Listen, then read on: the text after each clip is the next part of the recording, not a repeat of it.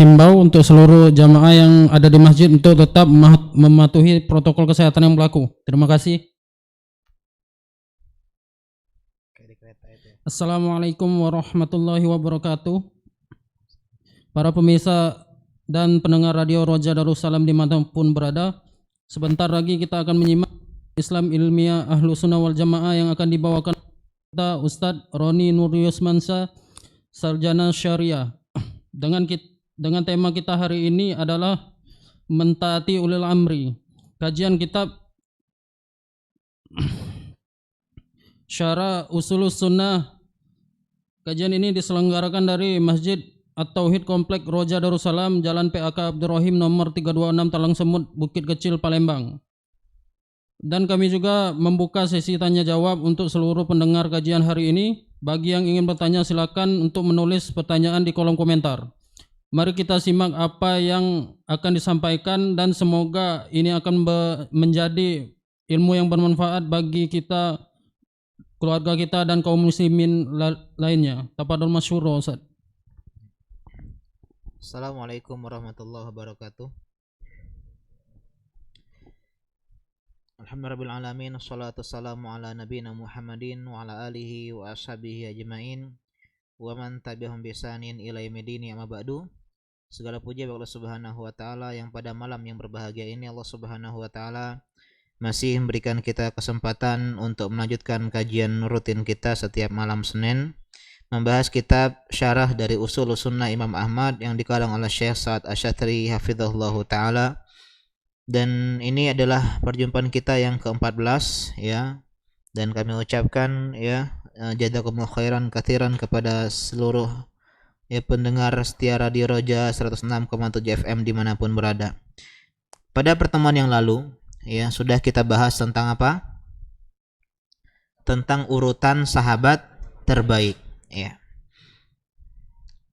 Berbicara tentang sahabat terbaik, mereka adalah ulama.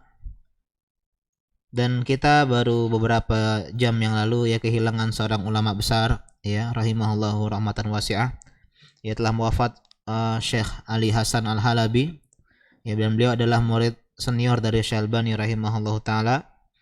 Dan ini berikan pelajaran kepada kita semua bahwasanya ya kullu nafsin dha'iqatul maut. Setiap yang bernyawa pasti akan merasakan yang namanya kematian. Sehingga hendaklah kita mempersiapkan apa bekal terbaik kita untuk menjumpai kematian, dan juga hendaklah kita memaksimalkan keberadaan para ulama yang berada di sekitar kita, kajian-kajian yang ada di tengah-tengah kita, karena ya umur mereka pun tidak selama-lamanya, kelak akan mendapatkan yang namanya ya kematian. Sehingga seorang ahli ilmu ya hendaklah menyebarkan ilmunya seluas-luasnya, menggunakan waktunya sebanyak-banyaknya ya untuk umat agar ia menjadi tabungan akhirat kelak. Karena yang kita pahami bersama bahwasanya ya terkadang yang namanya usia ya itu kadang lebih sempit dibandingkan angan-angan. Kita punya cita-cita belajar ini, belajar itu, ya mengkaji ini, mengkaji itu, tapi kematian ya menutupi itu semua. Karena itulah kita berharap bukan hanya belajar ini sampai garis finish. Kita nggak mungkin bisa selesai sampai garis finish yang dari namanya menuntut ilmu. Tapi kita berharap ketika Allah Subhanahu wa taala ya mengakhiri ya semua kisah hidup kita, maka kita tetap berada di rute ini, ya rute jalan penuntut ilmu. Dan siapa yang meninggal dia dalam keadaan mendakwahkan ilmu maupun rutin menghadiri ilmu agama, maka semoga ini adalah sebuah wafat di jalan Allah Subhanahu wa taala. Jadi ya tanamkan dalam diri kita, kalau kita nggak ada pensiun yang namanya kajian. Sampai kita meninggal tetap harus ada di atas jalan penuntut ilmu. Mungkin nggak rutin kayak dulu setiap hari. Yang jelas tetap ada mungkin sepekan sekali, sepekan dua kali. Yang jelas kita berharap semoga Allah Subhanahu wa taala mewafatkan kita di atas jalan talabul ilmi, jalannya para nabi dan jalannya para alim ulama. Kita lanjutkan kemarin, Imam Ahmad rahimahullahu taala dalam kitabnya Ushulus Sunnah ya. Beliau berbicara tentang di antara prinsip seorang ahlu sunnah wal jamaah meyakini bahwasanya sebaik-baik umat adalah para sahabat. Kata beliau rahimahullah, wa khairu hadhil ummah ba'da nabiha Abu Bakrin As-Siddiq, thumma Umar ibn al-Khattab, thumma Uthman ibn Affan. 3 urutan terbaik ya pemegang medali emas, perak dan perunggu ya kalau sebuah estafet. Ya urutan terbaik di generasi para sahabat, yang pertama adalah Abu Bakar As-Siddiq. Dan beliau bernama asli siapa? Abdullah bin Uthman. Dan Utsman lebih dikenal dengan nama Abu Quhafa. Dan beliau adalah satu-satunya sahabat yang 3 atau 4 generasinya semuanya para sahabat. Dari cicit, kemudian cucu, kemudian ya bapak dan kakek semuanya para sahabat. Yaitu Abu Bakar As-Siddiq, ayahnya Utsman yaitu Abu Quhafa. Kemudian ya Abu Bakar As-Siddiq, kemudian ya Asma binti Abi Bakar, yang Asma ini 100 tahun usianya tapi nggak ada satu gigi pun yang tanggal. Ya menunjukkan banyak barang siapa yang menjaga Allah di waktu muda, Allah akan menjaganya di waktu tua. Pernah sebuah kisah seorang ulama naik kapal, naik perahu, perahunya karam, tenggelam. Kemudian dia dengan cekatan langsung keluar dari kapal dalam keadaan berenang seperti atlet renang. Jago dan lincah sekali. Muridnya keheran, Syekh, ente tua kayak gini kok masih bisa kayak gitu berenangnya. Kemudian beliau mengatakan, saya di masa muda menjaga Allah Subhanahu wa taala. Maksudnya menjaga agama Allah Subhanahu wa taala, enggak bermaksiat, berbuat taat terus dan seterusnya, dan di masa muda Allah yang menjaga saya. Kemudian anak Asma yaitu Abdullah bin Zubair. Ini 4 generasi yang semuanya sahabat. Sudah kita bahas kisahnya kemarin ya. Kemudian yang kedua adalah Umar bin Khattab ya, Al-Faruq. Dulu adalah orang yang sangat membenci Islam. Kemudian menjadi runner up, orang kedua terbaik di generasi para sahabat. Ini menunjukkan kepada kita seapapun kelamnya masa lalu seseorang, dia selalu punya harapan dan kesempatan untuk menjadi lebih baik. Bahkan bisa jadi mengalahkan kita-kita. Orang mu'alaf yang awalnya lahir di atas agama ya yang diarahkan oleh orang tuanya selain Allah Subhanahu wa taala Islam, ternyata ketika dia masuk Islam lebih bagus keislamannya daripada orang-orang yang lahirnya sudah dalam keadaan Islam, orang tuanya Islam. Begitu juga Umar bin Khattab radhiyallahu ta'ala anhu. Di antara doa Nabi sallallahu alaihi wasallam, Allahumma a'idal Islam ya bi abaini ya bi ahabba ya rajulaini, yaitu Umar bin Khattab ya, maupun yang kedua adalah Abu Jahal, Amr bin Hisham, dan Allah lebih memilih Umar bin Khattab. Kemudian yang ketiga siapa? Uthman bin Affan ya.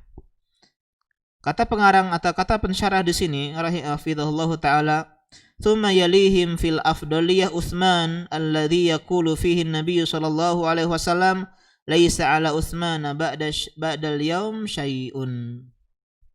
Kemudian orang yang ketiga adalah Utsman bin Affan. Yang Nabi pernah bilang tentang Utsman bin Affan, tidak ada sesuatu yang membahayakan Utsman sejak saat ini. Saking banyaknya jasa dia terhadap Islam. Di antara jasanya adalah kata Nabi SAW, man yashtari bi'ra rumah fayakunu lahu mithluha fil jannah. Jadi ketika Nabi hijrah ke Madinah, di Madinah ada yang namanya sumur rumah. Sumur ini dikuasai oleh orang Yahudi. Dan kita kaum muslimin yang ingin mendapatkan air di sumur tersebut diperketat. Administrasinya berat. Sehingga sebagai bentuk yang menyelamatkan perekonomian umat Islam, Nabi menganjurkan siapa yang mau membeli sumur rumah dan dia mewakafkannya untuk kaum muslimin. Dan Utsman bin Affan radhiyallahu ta'ala anhu seorang saudagar yang kaya raya, sukses dari perniagaan orang tuanya. Karena di antara ya keutamaan beliau adalah dermawan. Pengen kaya, dermawan. Siapa yang pernah umroh di sini? Tunjuk tangan. Jangan takut riak. Ya. Ada di Saudi itu namanya Al-Baik. Ya, Al-Baik. Itu kalau kita kayak KFC gitu, ayam. Ya, ayam yang itu sangat laris manis. orang kayak ngambil sembako gratis itu ngantri. Ya, kira apa ini? Sembako gratis, ternyata enggak. Beli ayam. Kalau kita pengen sahur pakai Al-Baik, kita harus ngantrinya setelah sholat maghrib. Nih baru dapat ya. Ngantri maghrib, isya udah ngantri panjang tuh. Biar kita bisa dapat sahur ya Al-Baik. Artinya apa? Artinya laris manis. Dan seorang pemiliknya ketika diwawancarai, Pak, apa tipsnya, resepnya, kok bisa selaris ini dagangannya? Nggak ada ya.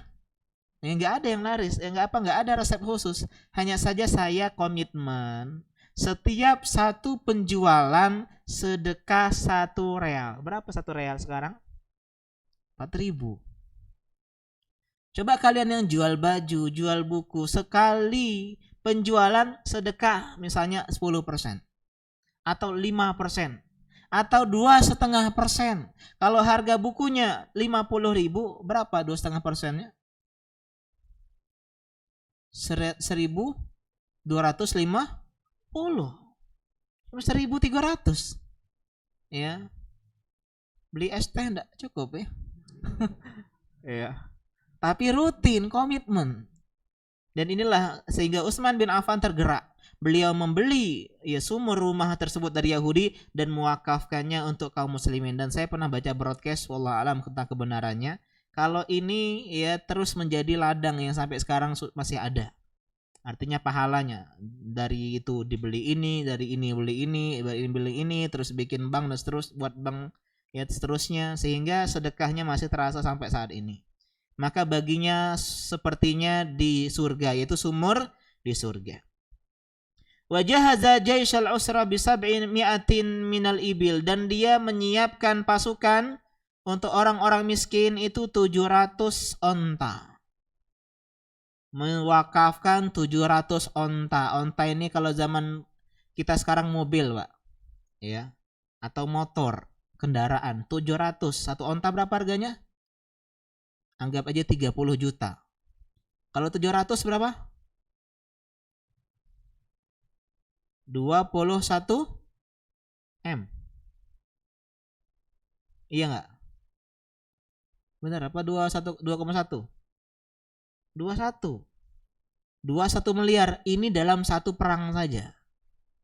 Karena telah kita bahas kemarin, kenapa Utsman bin Affan menjadi seorang apa? Menantu idaman. Karena dermawan. Dan sebagian kita salah dermawan, Pak. Dermawannya sama teman, sama istri cemekean waliyadzubillah. Ini salah konsep. Seharusnya sama istri, sama anak dermawan, dan sama teman juga dermawan. Tapi kedermawanan sama anak istri itu lebih baik. Beliin baju, beliin makanan, pulang dari sini mampir ke ya, kalau sendirian ya. Kalau jomblo untuk orang tuanya, ibunya. Latihan ya lah, latihan. Intinya apa? Intinya dermawan. Karena itulah Nabi SAW menikahkan, tidak ada manusia, kata para ulama, yang pernah menikahi 2 putri Nabi sekaligus dibandingkan apa selain Utsman bin Affan. Ketika Ruqayyah dulu menikah sama Utbah ibn Abi Jahal. Meninggal ya Ruqayyah, kemudian Ummu Kulthum. Ummu Kulthum meninggal, kata Nabi, seandainya saya punya anak gadis satu lagi, saya nikahkan kepadamu wahai Utsman. Yang kedua, sifat selain dermawan adalah pemalu.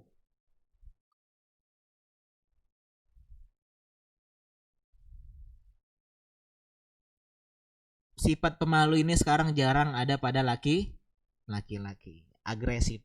Iya. Assalamualaikum ukhti. Agresif, berarti malu. Iya. Ya. Sehingga orang-orang seperti ini akhirnya apa?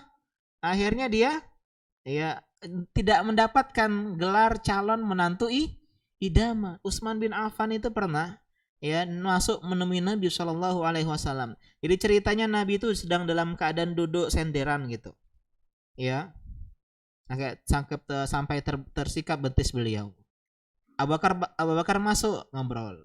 Sedangkan dalam keadaan Nabi seperti demikian, sedikit berbaring atau duduk bersandar. Kemudian Umar bin Khattab pun datang. Setelah Abu Bakar Siddiq pergi, Umar pun masuk. Ketika Utsman bin Affan masuk, Nabi duduk.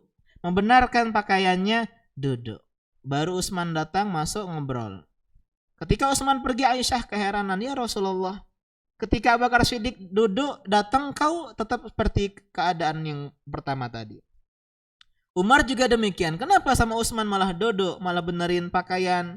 Ya, kata Nabi SAW, bagaimana mungkin saya tidak malu terhadap seorang yang malaikat pun malu terhadap dirinya. Yaitu siapa? Utsman bin Affan. Malu. Katanya kalau saya dalam keadaan baring-baring, kemudian dalam keadaan seperti itu, Utsman malu untuk menyampaikan hajatnya.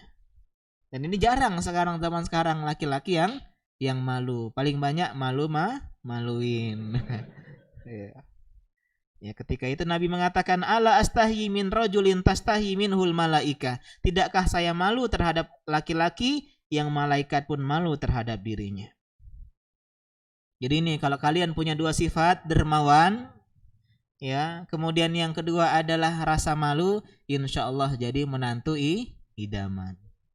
Selesai 3 sahabat yang mulia ini. Kemudian Imam Ahmad melanjutkan, tuqaddimu haula'i tsalatsa kama qaddamahum ashabu Rasulillah sallallahu alaihi wasallam lam yakhtalifu fi dzalika. Kemudian ya,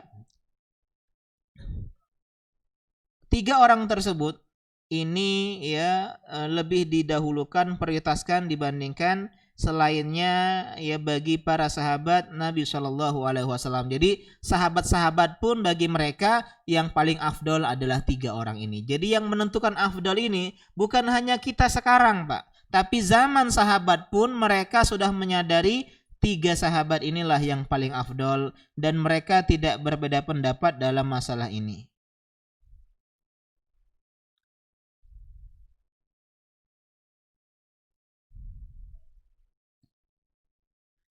Kenapa tidak disebut Ali bin Abi Thalib dalam sini? Ya, Syekh Sa'ad Syatri mengatakan di sini. Tsumma nuqaddimu ba'da Utsman Aliyan. Kemudian kami mendahulukan setelah Utsman Ali bin Abi Thalib. Ya. Walam yadhkur muallif Aliyan fi siyaqil awal li ragbatil muallif fi muwafaqati hadits Ibnu Umar. Kenapa Imam Ahmad tidak menyebutkan Ali? Karena beliau mengikuti athar dari Ibnu Umar. Kata Ibnu Umar adalah ya kunna na'uddu Rasulullah wa Rasulullah SAW hayyun wa ashabuhu ya mutawafirun, Abu Bakar summa Umar summa Utsman summa naskut. Kami dahulu ketika Rasulullah hidup dan para sahabat banyak, mendahulukan Abu Bakar As-Siddiq, kemudian Umar, kemudian Utsman, kemudian kami diam. Artinya tidak menetapkan siapa, karena tidak ya berbeda, sepakat siapa yang lebih afdol setelah Utsman bin Affan. Tapi yang lebih tepat Allah Ta'ala adalah yang keempat, Ali bin Abi Thalib radhiyallahu ta'ala anhu. Dan beliau adalah seorang laki-laki yang tumbuh ya dalam asuhan Nabi SAW, karena Abu Thalib ketika itu paceklik dan beliau punya anak yang banyak. Sehingga Nabi menemui Abbas, paman beliau. Ya, Pak Abbas bahasa kita. Ya, Om Abbas. Kasihan Om Abu Thalib, ya dia anaknya banyak, sedangkan hartanya sedikit. Gimana kalau kita mengambil ya anak Abu Thalib untuk kita asuh? Oke, siap. Akhirnya Abbas mengambil Ja'far bin Abi Thalib dan Nabi mengambil Ali bin Abi Thalib. Karena itulah Ali bin Abi Thalib awalnya keheranan ketika Nabi menjadi Rasul, ya. Dilihat gerakan sholat, apa ini yang kau lakukan wahai Muhammad, wahai sepupuku. Kemudian disampaikanlah kepada Ali bin Abi Thalib tentang Islam. Awalnya Ali bin Abi Thalib bilang, saya mau konsultasi dulu dengan pamanku. Enggak, kata Nabi, ya ini harus dirahasiakan. Artinya kalau kau enggak mau ikut, ya udah. Ya kalau mau ikut dirahasiakan. Akhirnya ketika penasaran, Ali bin Abi Thalib minta ajarkan lebih dalam. Kemudian akhirnya Nabi mengajarkan dan dia tertarik masuk ke dalam Islam. Islamlah Ali bin Abi Thalib, tapi dia sembunyikan dari hadapan orang tuanya Abu Thalib. Ya namanya sepintar-pintar seorang anak menyembunyikan, pasti ketahuan orang tua juga, ya enggak? Saya masih ingat dulu ketika beli komik simpen ya, nyembunyiin, pasti ketahuan ibu juga ya. Ya, waktu zaman Dragon Ball dulu ya. Jadi apa? Jadi ketahuan juga Ali bin Abi Thalib oleh bapaknya. Kemudian apa ini wahai Ali? Kata Abu Thalib, ya kata Ali, ya, ini adalah agamanya Muhammad Shallallahu Alaihi Wasallam. Kemudian dijelaskanlah, ya kalau begitu setelah mendengar pendengaran tersebut, ya ucapan Ali, kata bapaknya si Abu Thalib, yaudahlah, yang disampaikan Muhammad semuanya baik, maka ikutilah dia. Ya maka ikutilah dia. Tapi Abu Thalib tidak mau masuk ke dalam agama Rasulullah Shallallahu Alaihi Wasallam. Dan beliau pernah mengatakan Nabi Shallallahu Alaihi Wasallam tentang Ali, man kana Aliyun maulahu kuntu maulah. Siapa yang Ali membantunya, ya istilahnya memberikan jaminan kepada dirinya, aku pun berikan jaminan kepada dirinya. Kemudian di antara hadis yang sangat terkenal tentang perang Khaybar, kata Nabi Shallallahu Alaihi Wasallam ini, ya royah, ya itu bendera panji perang. Besok saya berikan kepada orang yang yuhibbullah wa rasulahu, yuhibbuhullahu wa rasuluhu. Orang yang Allah cintai, Rasulullah cintai, dan dia pun mencintai Allah Subhanahu wa taala. Ada dalam hadis kitab Tauhid, ya nanti sama Sa'iruddin. Mungkin sudah lewat ya. Sudah lewat ya. Ketika itu semua para sahabat berharap mereka lah yang ingin mendapatkan menjadi komando panglima perang Khaybar ketika itu. Mereka bukan haus kekuasaan, pengen jabatan, tapi mereka tergiur dengan janji Nabi mendapatkan cinta dari Allah. Kata Umar bin Khattab, demi Allah aku nggak pernah berharap kekuasaan, jabatan sekalipun kecuali satu kali. Ketika apa? Ketika perang Khaybar. Jadi sahabat ketika itu tidurnya malamnya nggak nyenyak. Semoga aku besok gitu. Ya. Jadi mereka nggak tidur dengan nyenyak, berharap mereka lah yang besok mendapatkan panji perang Khaybar. Esok paginya, ya semua sahabat udah berkumpul. Menunjuk kalau gitu ya. Ya aku tunjuk aku gitu ya. Tapi Nabi malah bertanya, Aina Ali? Ya di mana Ali bin Abi Thalib? Beliau marid, beliau sakit matanya.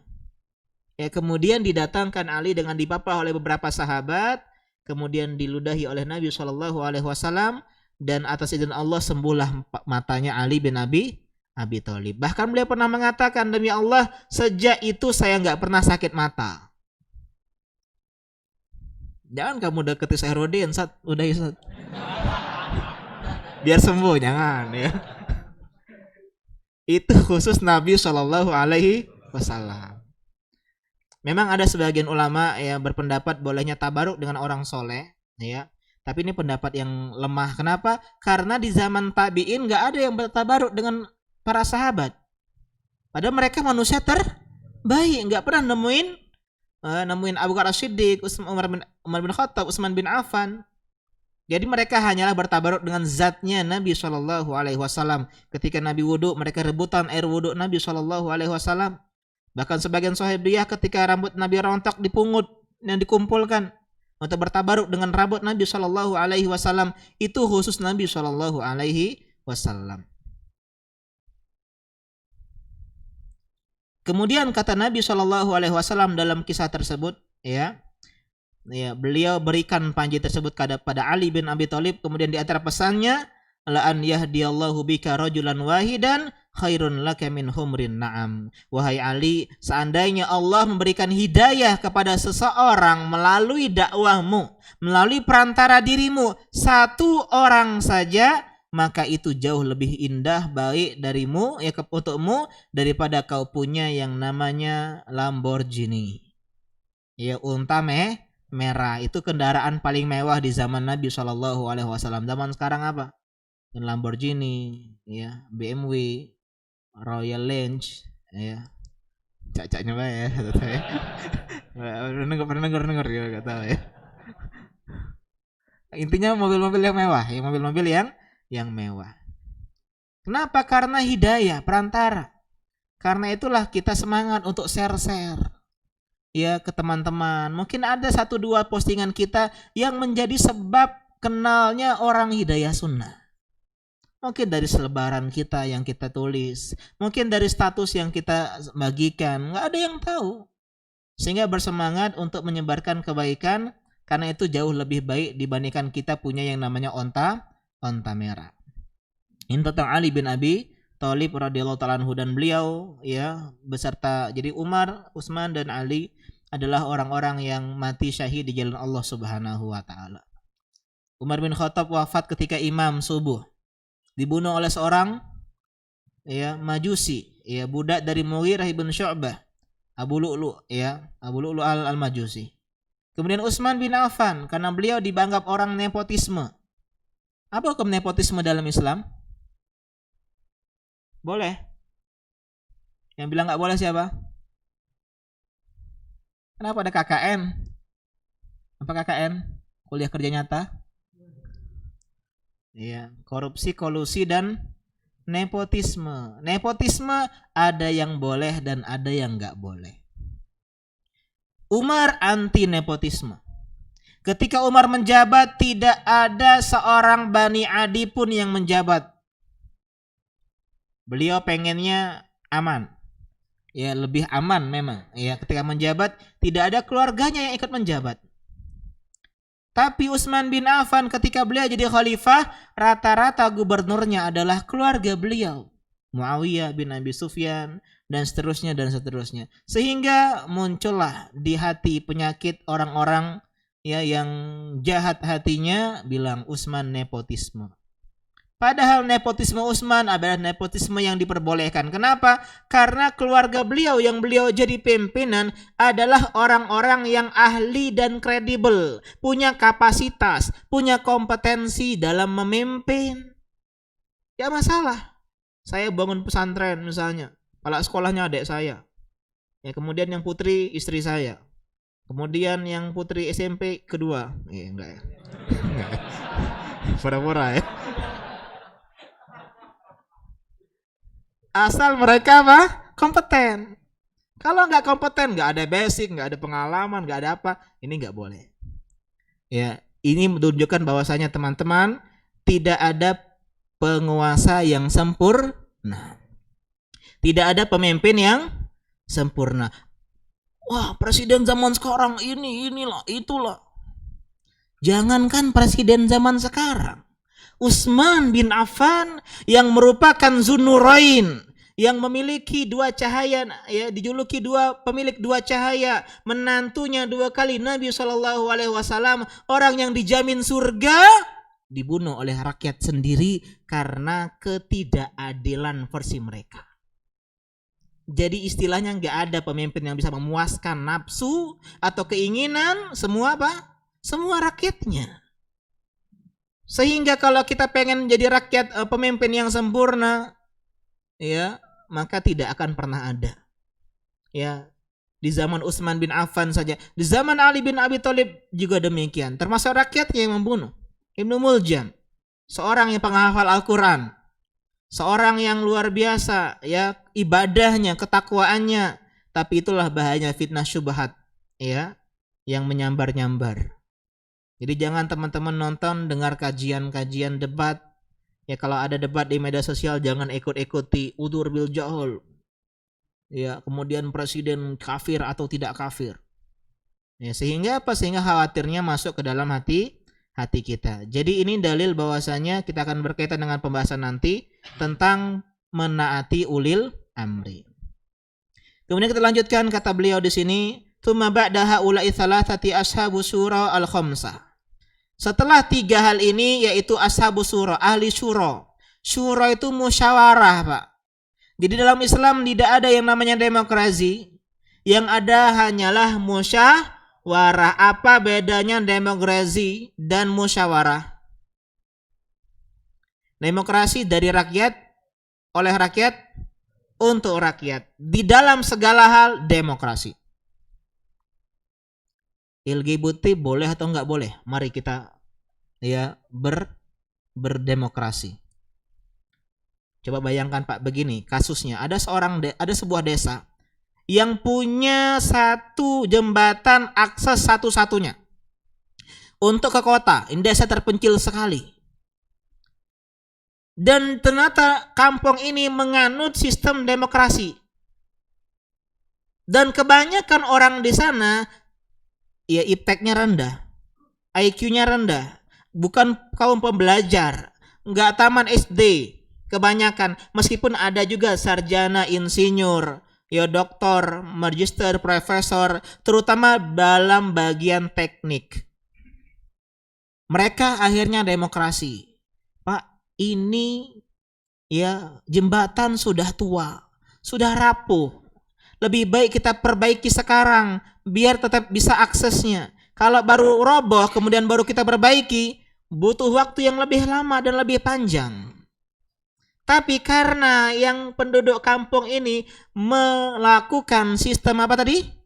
Demokrasi, yang diambil suara terbanyak, akhirnya mereka udahlah nyampe bae.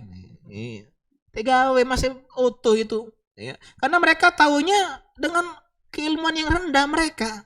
Penduduk kampung nggak belajar, sedangkan yang menyarankan untuk direnovasi dan diperbaiki adalah seorang profesor, pembelajar, sarjana teknik, ya teknik sipil misalnya, atau arsitek yang lihat ini berapa lama lagi udah roboh ini. Tapi karena sistem demokrasi, suara profesor dengan suara tukang becak, maaf kalau yang ada di sini, sama. Suara ustadz dengan pezina sama. Demokrasi. Ya enggak? Suara ahli ilmu dengan suara orang yang paling bodoh sama. Cuman satu. Tapi musyawarah enggak. Yang bermusyawarah hanyalah tokoh-tokoh yang punya kecakapan, yang punya ilmu, kebijaksanaan. Coba musyawarah penduduk kampung tadi, Pak RT, kemudian ya ahli teknik dan seterusnya. Adapun orang-orang bodoh enggak usah dianggap mereka. Itu yang pertama. Yang kedua, demokrasi dalam segala hal, Pak. Musyawarah hanya di dalam hal yang tidak diketahui hukumnya. Kan di Amerika halal LGBT sekarang, ya kan? Karena apa? Demokrasi. 50% menyetujui LGBT.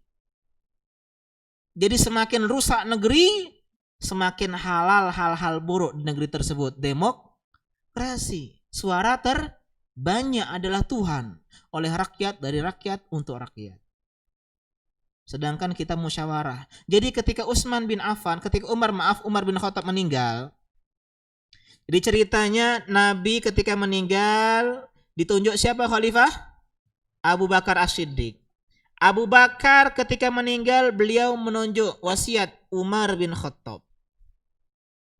Nah, ketika Umar bin Khattab sakit, mau meninggal, ketika tadi ditujah oleh Abu Lu'lu'ah tadi, dia bingung. Saya ini mau ngikut siapa, Rasulullah atau Abu Bakar Siddiq? Maksudnya apa?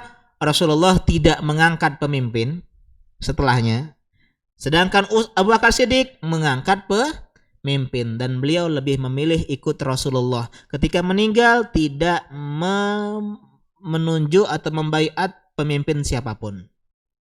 Sehingga 6 orang yang dikenal dengan ahli syura. Siapa 6 orang tersebut? Selain Utsman bin Affan, mereka adalah Ali bin Abi Thalib, Thalhah bin Ubaidillah, Zubair bin Awam, Abdurrahman bin Auf, dan Sa'ad bin Abi Waqqas. 6. Ngapa disebut 5? Utsman yang terpilih. Ya, jadi ketika mereka ini ya 4 orang ini, 4-nya mengundurkan diri. Jadi cuma ada 2, Utsman dan Ali. Dan ketika itu ditanyain penduduk satu persatu oleh, kalau nggak salah, Thalhah bin Ubaidillah, ya. Ya, kemudian atau Abdurrahman bin Auf, ya, kemudian Zubair bin Awam, Thalhah, ya. Sebenarnya ya, Thalhah, ya. Dan yang lain-lainnya tanya, mana sih yang lebih layak untuk jadi pemimpin, dan mereka lebih banyak memilih musyawarah itu adalah Utsman bin Affan, sehingga Utsman bin Affan lah yang jadikan seorang pemimpin. Nah, 5 sisanya, Ali, kemudian Thalhah, Zubair, Abdurrahman bin Auf, kemudian Sa'ad bin Abi Waqqas, inilah sahabat yang terbaik setelah mereka yang tadi, yang dikenal dengan 10 orang yang dijamin surga, diberikan kabar gembira surga. Yang pertama siapa? Abu Bakar As-Siddiq. Kemudian Umar bin Khattab, kemudian Utsman bin Affan, kemudian Ali bin Abi Thalib. 4, 10 kurang 4 berapa? 6. Sebut saja 4 di sini. Thalhah bin Ubaidillah, Zubair bin Awam, Abdurrahman bin Auf, kemudian Sa'ad bin Abi Waqqas. Sisa 2. Siapa 2? Sa'id bin Zaid satunya. Abu Ubaidah, ya Al-Jarrah, ya Abu Ubaidah. Ini 10 sahabat yang dijamin masuk surga. Selesai itu, kulluhum yasluhu lil khilafah. Kata Imam Ahmad, 5 orang tadi sah atau layak untuk jadi khalifah. Cuman yang terpilih siapa dari 5 tadi? Ali bin Abi Thalib. Nanti setelah yang ini, dia kan Utsman sudah dinaikkan, ya. Kemudian mereka berdalil dengan ucapan wa kulluhum imam, dan semuanya adalah imam, ya. Thalhah bin Ubaidillah itu CS-nya Abu Bakar As-Siddiq. Kemudian Zubair bin Awam ini istrinya dari Asma, yang terkenal dengan sebagai penunggang kuda, yang dijuluki siapanya Nabi? Hawarinya Nabi SAW. Abdurrahman bin Auf, kita kenal beliau, ya, terkenal dengan apa? Dengan jiwa entrepreneurnya. Ketika dia ditawarkan gratis, ya, harta gratis, dia nolak karena mentalnya bukan gratisan. Kata sahabatnya yang disaudarkan di Ansor di Madinah, wahai Abdurrahman, saya punya 2 istri. Mana yang paling cantik kau lihat, saya akan ceraikan untuk kau nikahi. Masya Allah. Ada orang dari luar sini? Kan gini orang baru pendatang kan gitu. Wah, Allah, Masya Allah. Ya, saya punya 2. Ya. Ya, jadi ini ya semangatnya para ulama dulu untuk berbagi. Saya punya 2 kebun, ambil salah satunya. Kalau kita payu jadi kapan azor gitu ya. Tapi Abdurrahman bin Auf dia mental pejuang. Dulani ala suk, terima kasih Allah berkahin hartamu dan istrimu, keluargamu, cukup tunjukkan aku di mana pasar. Hari pertama jadi kuli. Kerja apa saja, yang penting dapetin uang, dan dia kerja keras. Sampai-sampai wow, mantap kerja kamu ini, ya. Saya harus 10 kardus, diangkat 20 kardus, ya. Dapat ya sebagian. Besoknya kerja lagi, naik tingkat jadi mandor. Awalnya nukang, sekarang jadi mandor. Beberapa hari kemudian sudah buka lapak sendiri. Uangnya enggak untuk beli baju bagus, enggak modal. Dan beberapa hari kemudian dia sudah menikahi wanita Ansor. Datang ke Nabi. Kau ini bawa uang sudah nikah itu, parfum pernikahan. Ya Rasulullah. Dan dia memberikan emas sebagai mas kawinnya sebesar kurma. Banyak ada itu. Kurma siko. Besar itu. Kalah sesuku. Ya. Dan ini pendatang yang tidak bawa apa-apa ke sana. Kemudian kata Nabi, aulim walau bisa, adain walimah meskipun dengan seekor kambing. Sa'ad bin Abi Waqqas terkenal apa? Pemanah, ya. Dan mereka semua adalah sahabat-sahabat yang luar biasa. Kemudian yang menjadi dalil hal tersebut adalah Ibnu Umar, asada Ibnu Umar yang kita sebutkan tadi, wa nadhhabu fi dzalika ila hadithi Ibnu Umar, kunna na'uddu Rasulullah sallallahu alaihi wasallam hayyun wasabuhu mutawafirun, Abu Bakar As-Siddiq, summa Umar, summa Utsman, thumma naskut. Summa naskut. Kemudian kami diam. Bentar lagi azan ya. 3 menit lagi. Kita lanjutkan. Kemudian siapa setelah mereka berdelapan, ya? Thumma min ba'di ashabi syura ahlu badrin minal muhajirin. Ahlu Badar. Ahlu Badar artinya sahabat yang ikut perang Badar. Tapi di sini ditambahkan sebenarnya ini kurang lengkap, ya. Ya, kurang lengkap. Ada yang mengatakan setelah ahlu syura atau 10 sahabat yang dijamin surga, selanjutnya adalah ahli baiat Aqobah. Baiat apa? Aqobah. Itu baiat yang terjadi sebelum hijrah. Baiat yang dilakukan oleh Nabi SAW dengan beberapa orang sahabat dari Yathrib, di kota Madinah, di Aqobah, di Mina.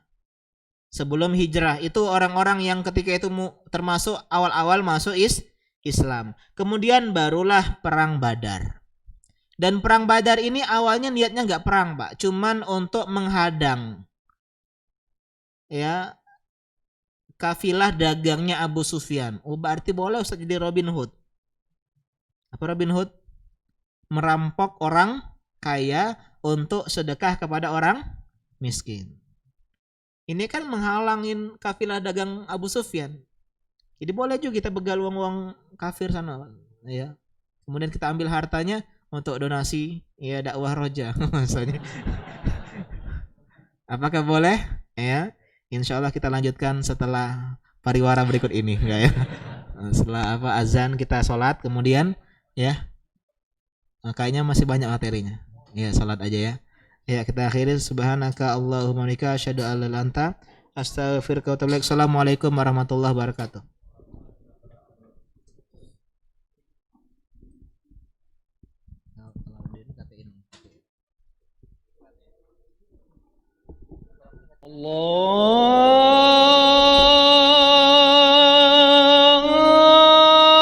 Allahu Akbar, Allahu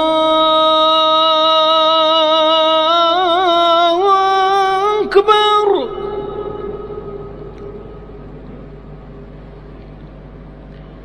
Allahu Akbar, Allahu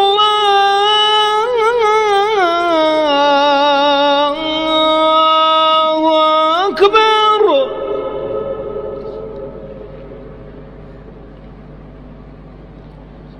أشهد أن لا إله إلا الله.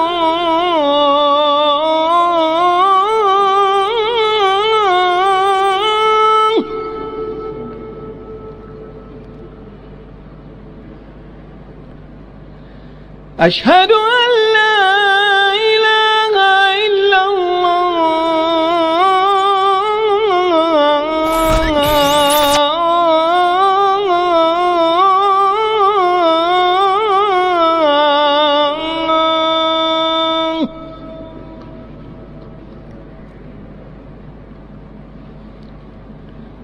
أشهد أن محمدا رسول الله.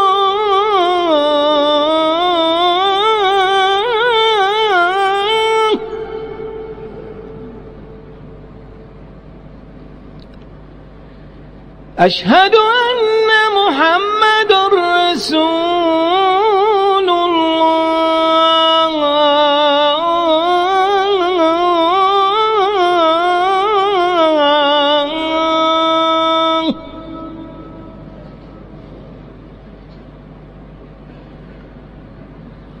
حي على الصلاة.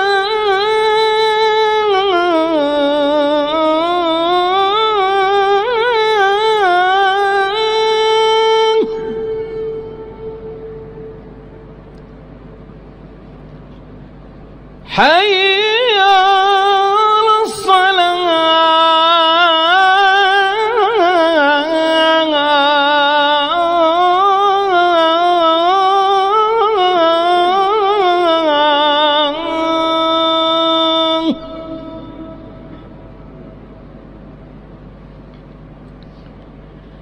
حي على الفلاح.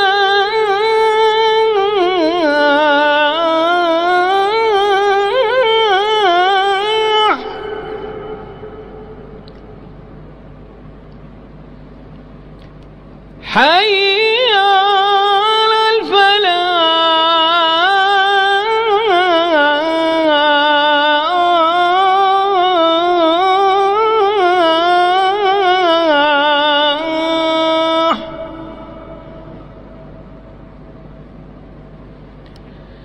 الله أكبر، الله أكبر. لا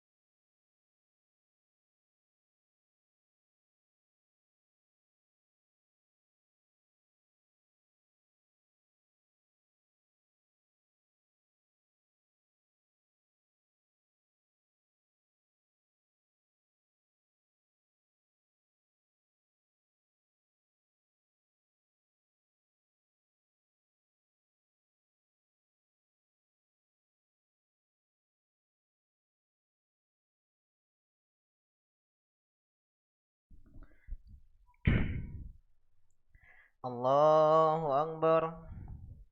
Allahumma badilna benar.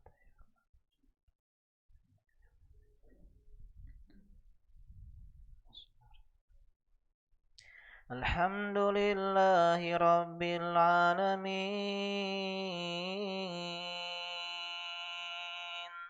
Ar-Rahmanir Rahim, Maliki Yaumiddin, Iyyaka na'budu wa iyyaka nasta'in, Ihdinas siratal mustaqim, Siratal ladzina an'amta 'alaihim ghairil maghdubi 'alaihim waladdallin.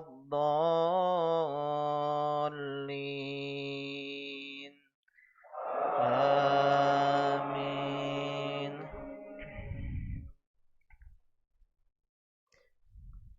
Innal abrara lafi na'im, 'alal araiki yanzurun,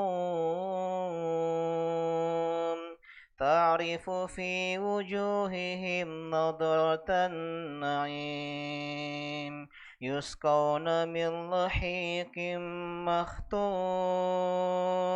khitamuhu misk, وفي ذلك فليتنافس المتنافسون ومزاجه من تسنيم عينا يشرب بها المقربون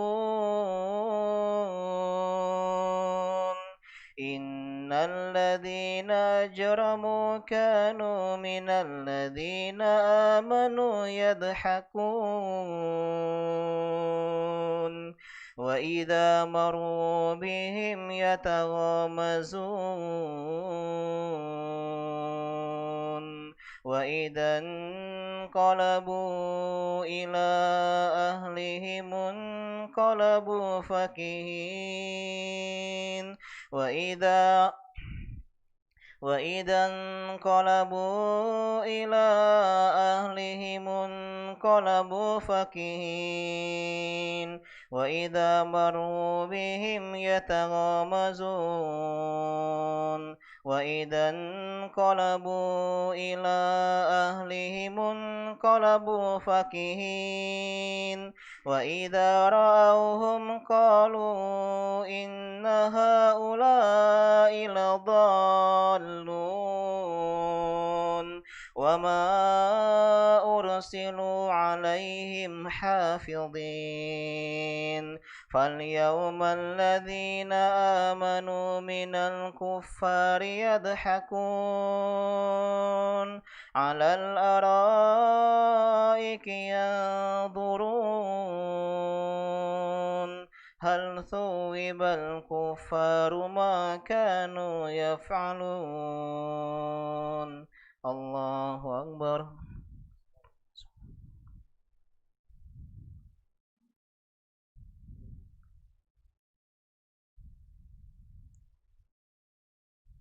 Sami Allahu liman hamidah.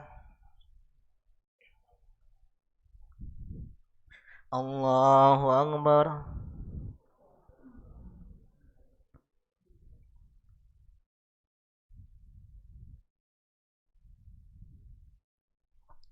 Allahu Akbar.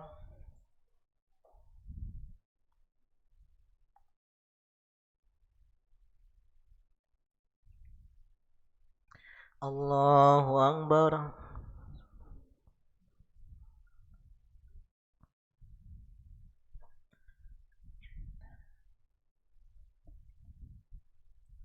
Allahu Akbar.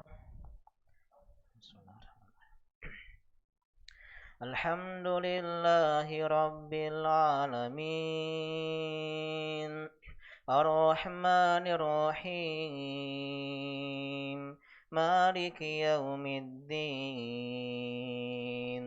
إياك نعبد وإياك نستعين اهدنا الصراط المستقيم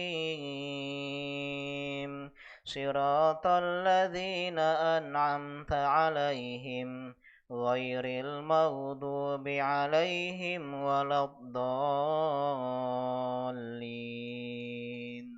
آمين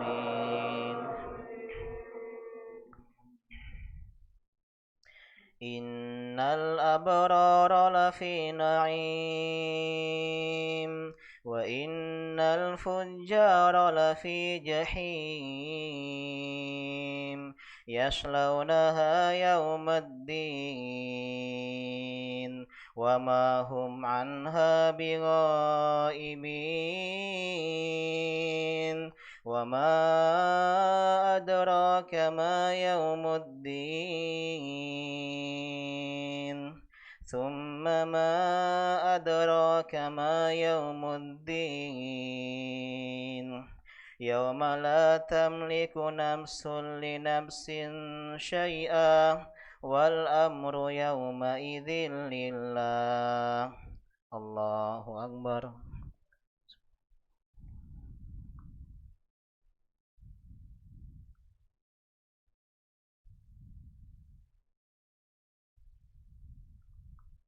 Sami Allahu liman hamidah. Allahu Akbar.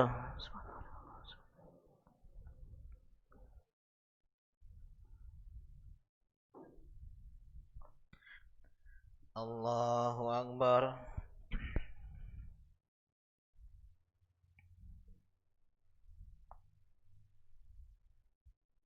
Allahu Akbar.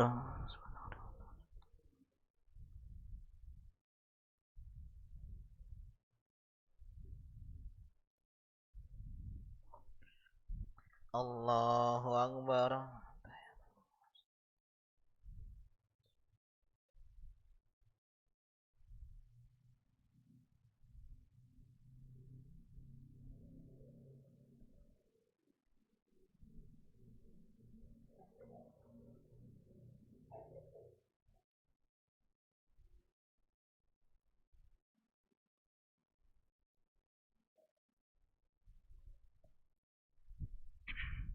Allahu Akbar.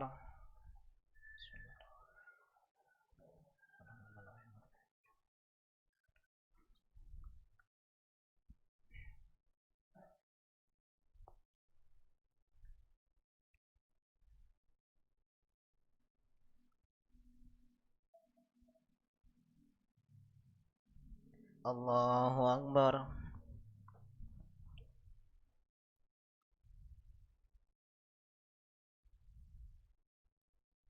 Sami Allahu liman hamidah.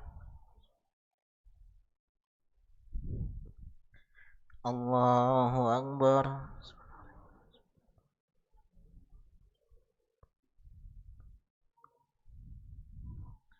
Allahu Akbar.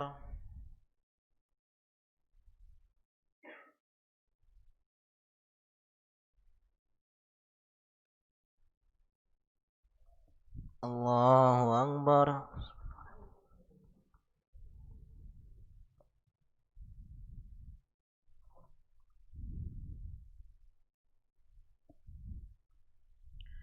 Allahu Akbar.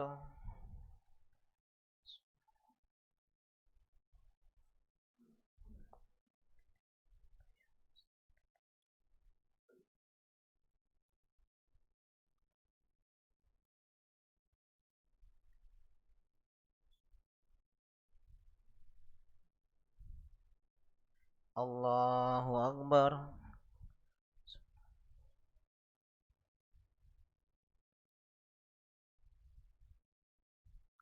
Sami Allahu liman hamidah. Allahu Akbar.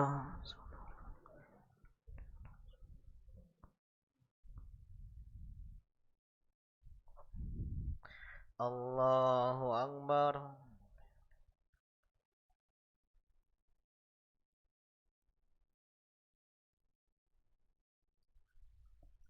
Allahu Akbar.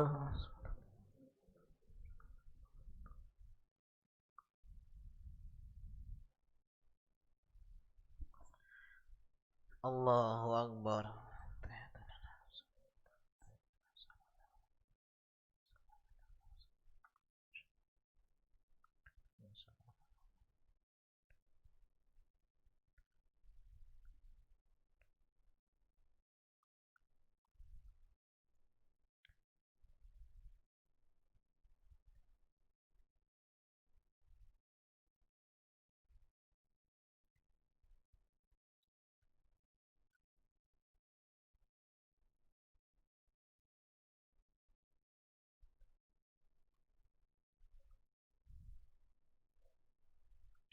Assalamualaikum warahmatullah.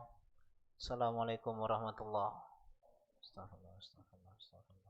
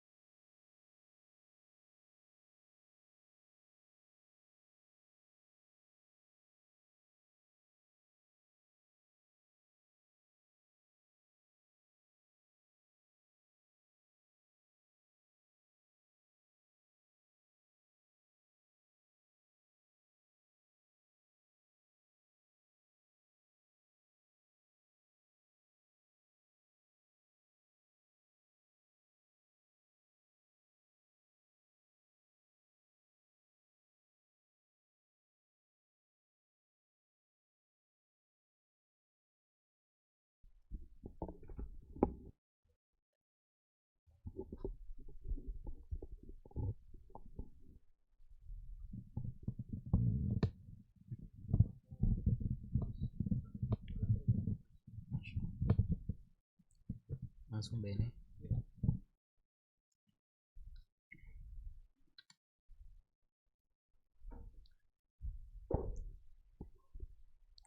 Assalamualaikum warahmatullahi wabarakatuh. Alhamdulillahirabbil alamin, wassalatu wassalamu ala nabiyina Muhammadin wa ala alihi wa ashabihi ajmain, amma ba'du. Kita lanjutkan ya, tadi sampai di perang Badar.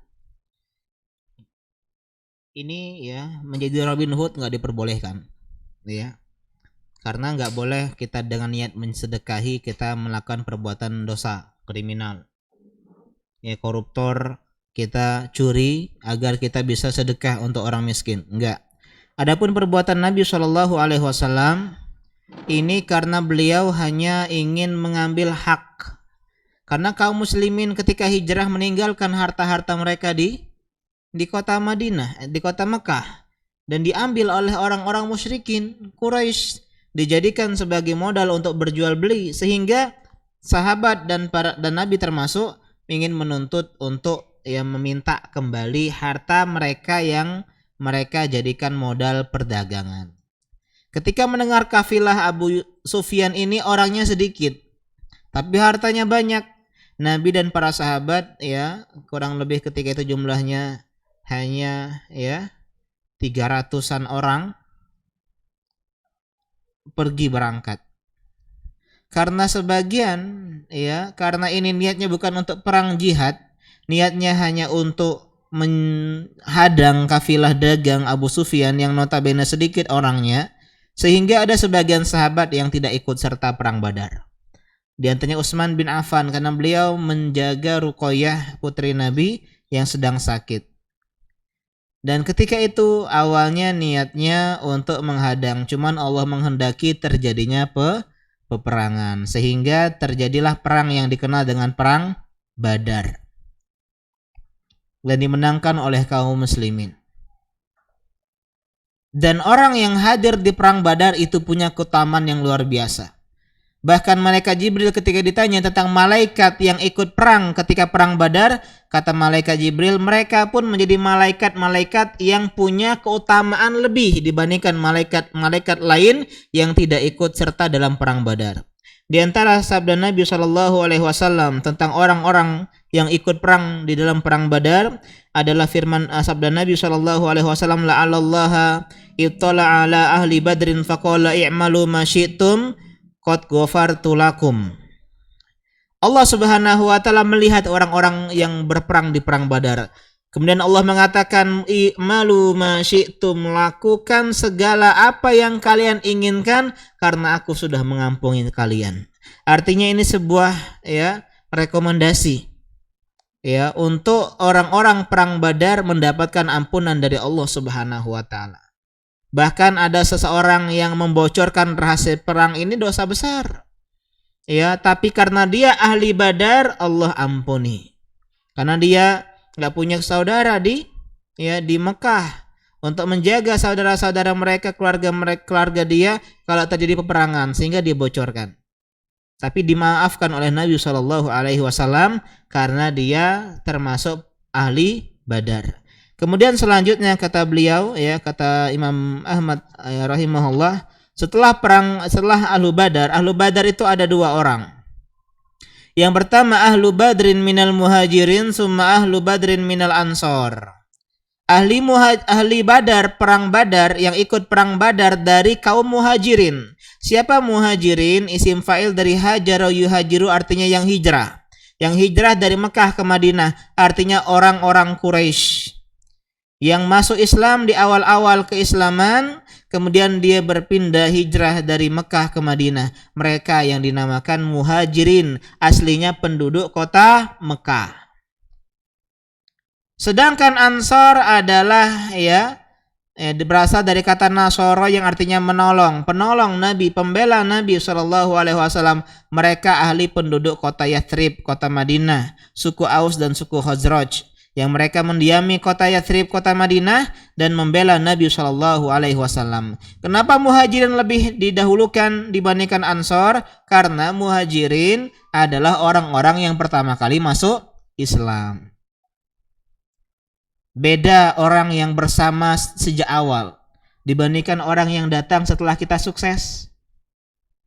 Ya, banyak orang-orang yang bertahan sama kita ketika kita sedang sukses saja. Tapi sahabat-sahabat Muhajirin mendapati fase Mekah yang luar biasa berat. Sebuah fase yang di mana Sumayyah wafat, meninggal ditusuk kemaluannya oleh Abu Jahal dengan tombak atau pelepah kurma, yang membuat Yasir, bapaknya Ammar, tewas karena dihadang panas, yang menjadikan sebagian sahabat hilang akalnya, hilang penglihatannya, menjadikan sebagian seorang sahabat perlu hancur dan rusak punggungnya, jadi banyak sekali. Mus'ab bin Umair dulunya adalah seorang ahli penduduk kota Mekah yang sangat luar biasa. Madece, masa depan cerah. Orang kaya, pintar, berpendidikan, dan luar biasa. Ganteng, baik hatinya Mus'ab bin Umair. Orang kaya raya. Parfumnya tercium dari jarak sekian meter. Saroni ini, misalnya misal itu. Parfumnya mahal. Bahkan jalan-jalan yang dilewati Mus'ab itu masih wangi. Parfumnya kelas atas. Tapi ketika Islam datang, dia peluk agama Islam, diusir oleh orang tuanya. Yang dahulunya kulitnya mulus seperti artis sabun, sekarang jadi bersisik seperti ular, Pak. Kenapa? Tunawisma, nggak punya tempat tinggal. Ujian orang-orang Mekah. Yang Nabi cuma bisa mengatakan sabron, bersabarlah kalian. Kenapa? Karena kita sedang lemah. Kalau memaksakan diri untuk perang terbuka, banyak yang dikorbankan. Jadi bersabar sampai datang pertolongan. Jadi itulah orang-orang para sahabat Muhajirin. Di antaranya adalah 10 sahabat yang dijamin masuk surga. Itu semua orang-orang Muhajirin. Adapun Ansor juga tidak kalah luar biasanya. Mereka membela Nabi SAW. Sa'ad bin Mu'adz yang Islam cuma 5 tahun atau 6 tahun, tapi kematian yang menjadikan arsy Allah bergoncang. Al-Ansor. Di sana juga ada sahabat-sahabat yang lain, Usaid bin Khudair. Ada sahabat-sahabat yang Sa'ad bin Ubadah, yang menjadi tokoh-tokoh Ansar yang membela Nabi SAW. Kemudian beliau melanjutkan, min ashabi Rasulillah SAW ala qadril hijrati wasabiqah awalan fal awal. Awalan fa awalan thumma afdalun nasi ba'da haula'i ashabi Rasulillah SAW al-qarnul ladzi bu'itsa fihim. Kemudian setelah mereka ini perang Badar adalah para sahabat seluruhnya, yang mereka keutamaannya berbeda-beda sesuai dengan yang dulu masuk Islam atau duluan hijrah. Karena itulah kalau ada orang yang sama dalam Al-Quran dan Sunnah, maka didahulukan mana yang lebih duluan memeluk agama Islam. Dan ini notabene berarti yang lebih tua. Karena itulah diantara kalau saya bikin grup itu saya cantumkan tahun lahir. Karena itu penting memuliakan orang yang lebih tua. Nabi pernah mengatakan kabir, dahulukan yang lebih tua. Agar kita yang muda menghormati yang tua dan tua menyayangi yang muda. Dan juga yang duluan hijrah.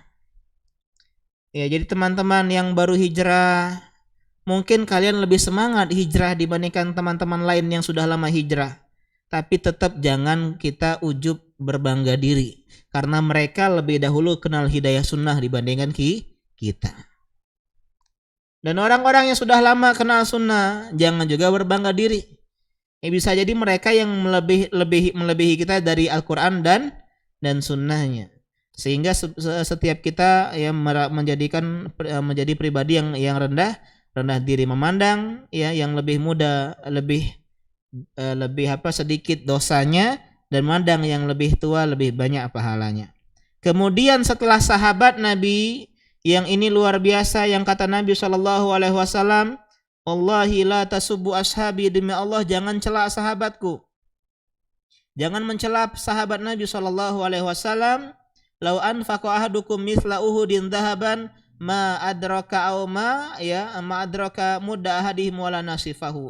Kalau seseorang di antara sahabat sedekah 1 mud segini, atau setengah mud, ya, ini tidak sebanding dengan kalau kita sedekah gunung Uhud emas.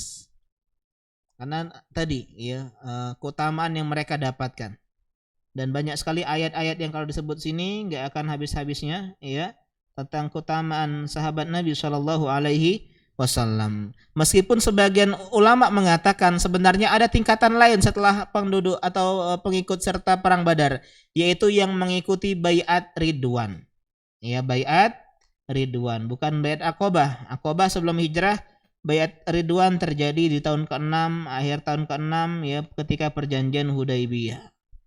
Ini yang kata Nabi Shallallahu Alaihi Wasallam, la yadkhulun naru ahadun mimman bai'a tahta syajarah. Tidak akan masuk neraka orang yang membaiatku di bawah pohon. Dan saya sempat main ke sana, tapi pohonnya sudah ditebang oleh Umar bin Khattab ya, karena dijadikan sebagai tempat keramat oleh sebagian kaum muslimin. Cuman di sana ada masjid yang konon katanya itu adalah Masjid Hudaybiyah. Ya, tempat Nabi Shallallahu Alaihi Wasallam dahulu ya berdiam setelah dihalang oleh penduduk kota Makkah untuk masuk untuk menunaikan ibadah umrah. Ini kisahnya indah sekali ya, kisah yang bisa mengaduk-ngaduk jiwa.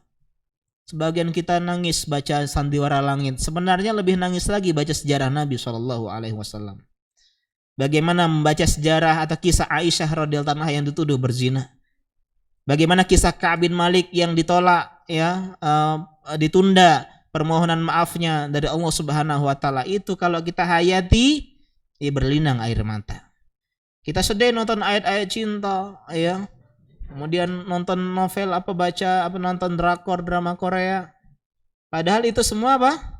Fiktif. Ya, sedangkan kisah-kisah seperti ini yang luar biasa, perjuangan di perang Uhud dan semisalnya dan seterusnya. Kita lanjutkan ya, kata beliau di sini. Kemudian setelah sahabat, yang terbaik adalah orang yang mendapati masa Rasulullah Shallallahu Alaihi Wasallam. Apa bedanya? Karena ada orang yang mendapati masa Nabi tapi tidak berjumpa dengan Nabi. Sezaman, ya, tapi gak berjumpa. Dan mereka bukan sahabat Nabi. Masih ingat sahabat Nabi ada 3 poin. Yang pertama apa?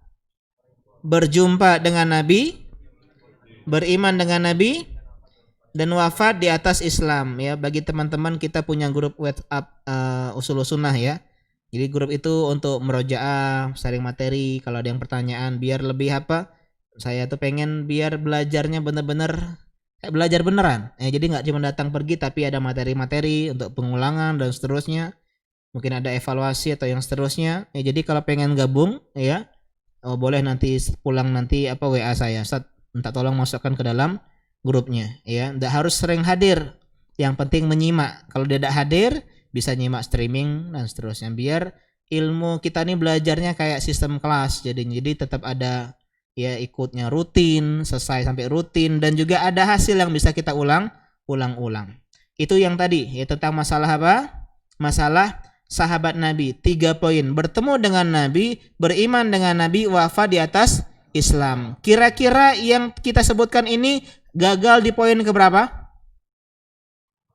Pertama, dia beriman dengan Nabi. Dia mati di atas keislaman tapi nggak berjumpa dengan Nabi, hanya sezaman. Dan mereka dikenal juga dengan tabi'in. Siapa tabi'in? 3 poin juga. Bedanya hanya di poin yang pertama.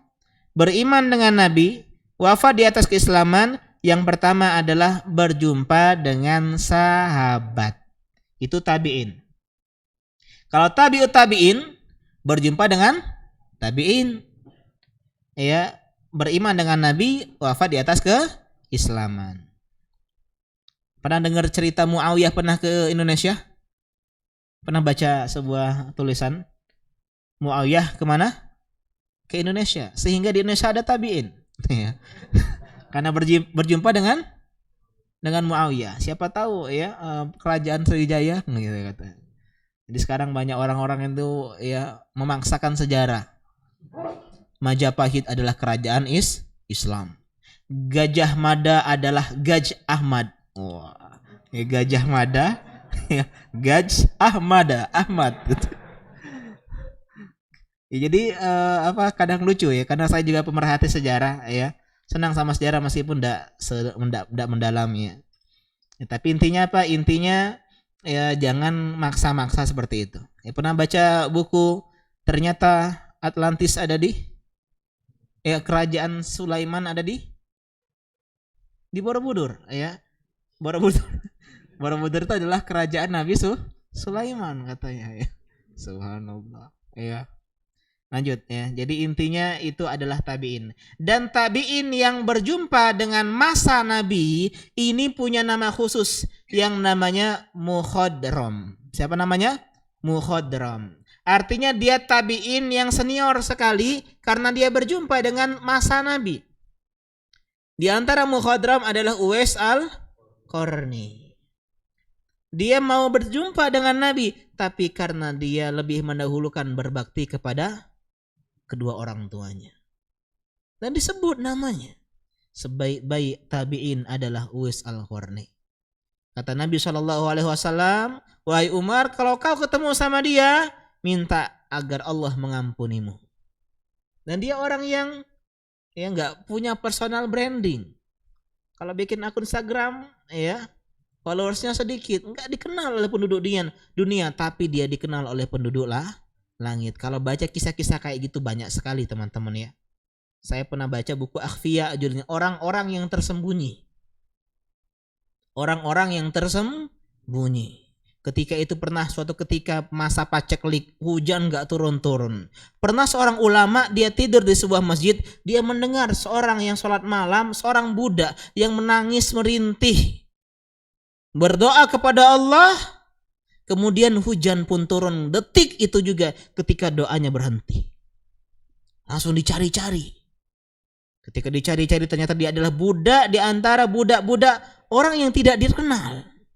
Ketika dia sadar ternyata ada yang mendengar doanya, dia pun menghilang dan pergi jauh. Ya, sama jikanya minta ya dijual atau semisalnya dia hilang. Karena akhfiya. Saya dulu pengen seperti itu. Ya, disuruh syuting, saya nggak mau nyuting. Saya maunya umur 40 tahun. Ya. Tapi terlanjur nyampak sekalian. Sekarang malah lebih narsis ya dibanding ustaz yang lain ya. Padahal dulu saya yang paling anti video. Ya, saya yang bukan anti ya. Maksudnya nantilah video. Nanti ada waktunya 40 tahun ketika ya hati sudah ya kuat begitu ya. Tapi ya sudah. Insyaallah ada maslahatnya. Karena Ustaz juga nyupport, ya Ustaz kapan masuk video. Jadi teman-teman yang lama ya tahu kalau saya dulu nggak mau di video. Ya, malah sekarang lebih banyak videonya dibanding yang lainnya ya. Itu namanya mukhadram. Uwais Al-Qarni, termasuk nama anak saya Ahnaf, itu pun termasuk mukhadram. Ahnaf bin Qais. Dan dia adalah muridnya Umar bin Khattab. Pernah hampir jadi ke Madinah untuk menemui Nabi, tapi karena dia masih muda, jadi nggak diajak, masih kecil. Ya padahal dia pengen. Ini namanya ya mukhadram. Dan banyak sahabat tabiin yang mulia lainnya yang termasuk mukhadram. Kita lanjutkan. Wa kullu man sahibahu sanatan aw syahran aw yauman aw sa'atan aw ra'ahu fahuwa min ashabihi. Siapa yang menemani Nabi setahun, sebulan, sehari, 1 jam atau sesaat saja atau hanya melihat sekilas, maka dia adalah sahabat Nabi. Enggak harus ngomong, enggak harus dengar kajiannya. Intinya berjumpa dengan Nabi. Ya, Nabi misalnya naik mobil kita lewat, gitu ya. Kita dulu kan waktu kecil kan gitu ya, kalau ada Pak Presiden disuruh apa? Disuruh ya baris-baris ya, kemudian apa? Dada-dada gitu ya. Nah, itu kalau misalnya terjadi seperti itu ya, Rasulullah misalnya naik unta, dia jalan lihat sahabat, maka itu sudah termasuk sahabat. Lahu minas suhbah ala qadri ma sahibahu, dan dia keutamaannya tergantung dengan lamanya dia bersama Nabi. Orang yang hanya berjumpa say hello kayak tadi tidak sebesar derajatnya dengan orang yang menemani Nabi dari awal Nabi berdakwah seperti Abu Bakar Siddiq dan seterusnya. Wa kanat sabiqatuhu ma'ah wa sami'a minhu wa nadhara ilaihi nadratan fadnahum usuhbatan huwa afdalu minal qarni alladhina lam yarawhu wa lam laqullaha bi jami'al malika kana haula alladhina sahibun nabiyya wa ra'ahu wa sami'u minhum wa man ra'ahu bi 'ainihi wa amana bihi walau sa'atan afdalu li suhbatihim minat tabi'in. Ya intinya orang yang berjumpa dengan Nabi, yang melihat Nabi SAW meskipun cuma sekali, yang mendengar dari Nabi SAW ini jauh lebih afdal dibandingkan tabi'in. Meskipun dia adalah sahabat yang mungkin kedudukannya lebih rendah. Kan tabi'in banyak ulama, Pak. Iya, ulama besar Hasan al-Basri. Ya, kemudian ulama-ulama yang lainnya, Fudail bin Iyad. Kemudian yang lain-lainnya, para ulama-ulama tabi'in banyak Ibnu Mubarak misalnya dan seterusnya, Sufyan Ats-Tsauri, ya Sufyan Uyainah, dan termasuk juga ya Imam Abu Hanifah yang mengatakan termasuk tabi'in. Dan mereka ini kan luar biasa ilmunya, tapi lebih rendah kedudukannya dibandingkan sahabat yang hanya melihat Nabi sekilas saja. Jadi seafdal tabi'in, lebih afdol lagi sekurang-kurangnya sahabat. Kita nggak bilang serendah-rendahnya ya, soalnya rendah. Intinya yang paling minimal dari sahabat itu jauh lebih mulia dibandingkan yang paling maksimal dari tabi'in. Walau amilu kulla a'malil khair, meskipun itu tabi'in mengerjakan segala amalan kebaikan. Ini prinsip. Jadi sahabat itu adalah manusia terbaik. Pengen beragamalah seperti sahabat, tidak rugi, Pak. Lihat bagaimana sahabat ketika dia ya ada yang meninggal, bagaimana penyelenggaraan jenazahnya. Ketika sahabat sholat bagaimana, ya. Dan di antara athar-athar ini ada kepada orang-orang yang sedang berada di tanah suci Mekah dan Madinah. Banyak orang yang kenal hidayah sunnah. Ya, saya kemarin ya ketika umrah ya ada kajian di hotel. Dan itu saya agak pancing-pancing sedikit biar mereka termotivasi untuk belajar, dan alhamdulillah sebagian ya jadi tertarik dengan hidayah sunnah karena mereka mikir iya juga ya, ini kan kota Nabi, kenapa nggak zikir setelah sholat? Kalau seandainya ini salah, ini kota yang paling poros Islam saja salah ya, maka bagaimana dengan kota-kota yang lainnya yang itu adalah kota kelahiran Nabi? Ya, kota Mekah dan Madinah kota wafatnya Nabi SAW. Artinya orang-orang di sana itu adalah orang-orang ulamanya adalah ulama-ulama yang terbaik. Sehingga di antara orang-orang yang membenci Islam akan membenci dengan Arab Saudi. Kita katakan Arab Saudi bukan negeri yang sempurna, tidak ada yang bilang sempurna, tapi jauh lebih baik tauhidnya, agamanya dibandingkan dengan kita. Sehingga kita jadikan ya sebagai contoh termasuk tolak ukur dalam masalah kita kenal hidayah sunnah ya. Meskipun tidak jadi patokan secara mutlak. Ya, ada yang bilang, "Wah, pajak boleh sekarang. Kenapa? Di Arab Saudi ada pajak." Itu bukan dalil, ya. Atau misalnya dibilang, "Wah, ada maulid." Seandainya di Arab Saudi ada maulid, itu bukan dalil, tapi tetap yang lebih baik tentu adalah negeri yang bertauhid kepada Allah Subhanahu wa taala. Pak, kalau baca sejarah Saudi itu dulu kate embean, badang pasir gersang. Bahkan Turki Utsmani pun nggak peduli dengan Arab Saudi. Apa yang diadakan di sana? Tapi ketika datang Ibnu Saud dan Syekh Muhammad bin Abdul Wahhab mendakwahkan tauhid, menjadi mujaddid pembaharu agama Islam, kembali kepada tauhid awal, ketika itu juga diberkahi. Muncul minyak bumi. Di negeri yang luar biasa. Yang sekarang lihat kita, mereka berlomba-lomba membangun tempat-tempat yang tinggi yang bisa menembus awan, menembus langit. Ini benarlah sabda Nabi SAW tentang ria'an nas, ya yatatawaluna fil bunyan, orang-orang yang miskin, orang-orang pengembala yang dahulunya mereka adalah orang-orang ya penghuni padang pasir, sekarang berlomba-lomba meninggikan bangunan. Jadi ini penting yang harus kita pahami bersama ya tentang Arab Saudi, karena itulah negeri tempat tinggal kita. Ikutilah para sahabat Nabi SAW. Selesai tentang pembahasan masalah urutan sahabat yang terbaik. Ya, intinya seperti ini. Yang pertama adalah khulafa Rasyidin yang 4. Itu yang pertama. Abu Bakar Siddiq, Umar bin Khattab, Utsman bin Affan, Ali bin Abi Thalib. Kemudian adalah 10 sahabat yang dijamin masuk surga. Karena sudah diambil 4, yaitu 6 tadi. Thalhah bin Ubaidillah, Zubair bin Awam, Abdurrahman bin Auf, Sa'ad bin Abi Waqqas, Sa'id bin Zaid. Kemudian selanjutnya adalah Abu Ubaidah ya bin Jarrah. Itu 10. Kemudian selanjutnya adalah yang ikut baiat Aqabah. Ya, baiat Aqabah yang kedua. Baiat Aqabah ada 2, ada yang sughra dan yang kubra. Kemudian yang ketiga yang ikut perang Badar. Dan yang kelima ya, 5 apa 4? Yang keempat yang mengikuti baiat Ridwan ketika perjanjian Hudaibiyah. Selanjutnya baru sahabat secara umum, dan mereka bergantung dengan duluan masuk Islam dan duluan hijrah. Kemudian setelah sahabat ada yang namanya tabi'in. Setelah tabi'in ada yang namanya tabi'ut tabi'in. Dan 3 generasi inilah yang namanya generasi terbaik. Manusia terbaik. Kalau pengen beragama seperti mereka. Lihat Sungai Musi.